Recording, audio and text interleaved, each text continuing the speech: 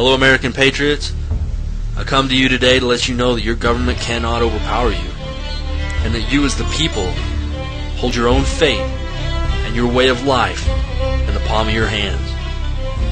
You are under the watchful eye of an ever-increasingly tyrannical government, but within that government lies patriots just like you. For fear of retaliation from that very government and the safety of my family, I'm forced to cover my face like a common criminal, like a coward. I've been told that my thoughts are traitorous and that my actions un-American. Why? Because I support the people?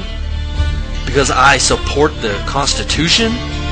I'm here today to say to those of you that are asleep that you are the traitor.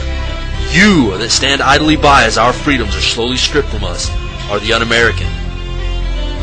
I ask civilians on the street if they're aware of the form of government that this United States was founded on. Almost every one of them proudly stated democracy. Why, we spread democracy across the world, I've heard. Let me read to you Article 4, Section 4 of the Constitution of the United States of America. The United States shall guarantee to every state in the Union a republican form of government, and it shall protect each of them against invasion and on application of the legislature or of the executive when legislature cannot be convened against domestic violence. And tell me if this one sounds familiar. I pledge allegiance to the flag of the United States of America and to the republic for which it stands, one nation, under God, indivisible, with liberty and justice for all. How did we get so far from our roots? And while I'm on pledges, many of you might have seen the YouTube video produced by Harpo Productions, where dozens of celebrities pledged to be a servant to our president and mankind. A servant to our president. Last time I checked, our president is a servant to the people. And I pledge no allegiance to any man. You know what I pledge? I pledge that I will support and defend the Constitution of the United States against all enemies, both foreign and domestic, and that I will bear true faith and allegiance to the same, so help me God. That's what I pledge. And that's the pledge that every U.S. service member makes. Yet it seems most of them don't even know what's in the Constitution. The Second Amendment, written December 15, 1791.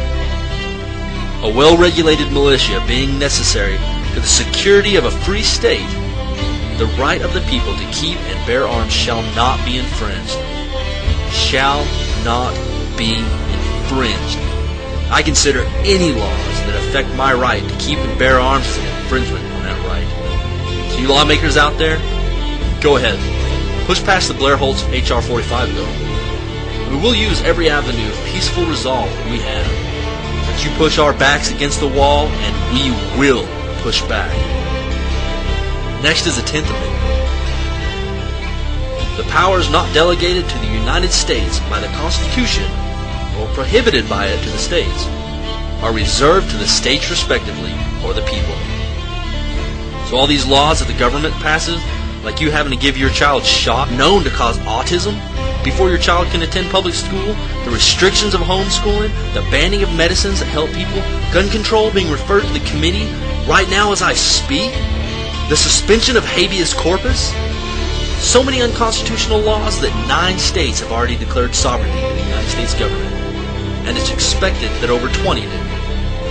I was proud whenever I read the Oklahoma resolution that this serve as notice and demand to the federal government as our agents to cease and desist effective immediately mandates that are beyond the scope of these constitutionally delegated powers. That's passion, conviction, dedication of the Oklahoma residents. And they're not alone. We, the American Patriots, are tired of standing idly by. This is a call to arms. Support the sovereignty of your states. Reclaim your freedoms. Write your senators. Write your congressmen. Write your state representatives.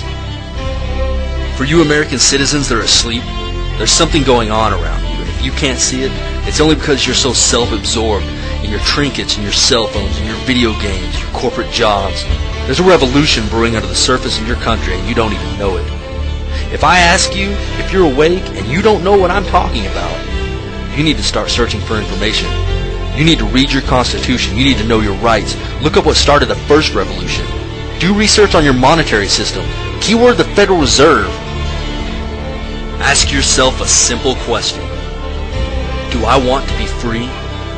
Or do I just ask for a protective master to watch over me?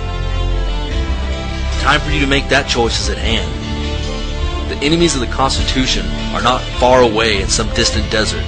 They're found right here on our own soil. We have become complacent, and we've allowed the tyrants to take over this country, and we have no one to blame but ourselves. The time is now. We must rise up together as one voice and resist while we still have the ability to resist. I know many of you are afraid of the government. You wonder, how can you fight something as strong as the U.S. military? I ask you this question. Who is it that's behind those rifles that you fear? They are your sons, your daughters, your mothers, and your fathers. They are American citizens just like you. And let me assure you that there is a resistance within the military.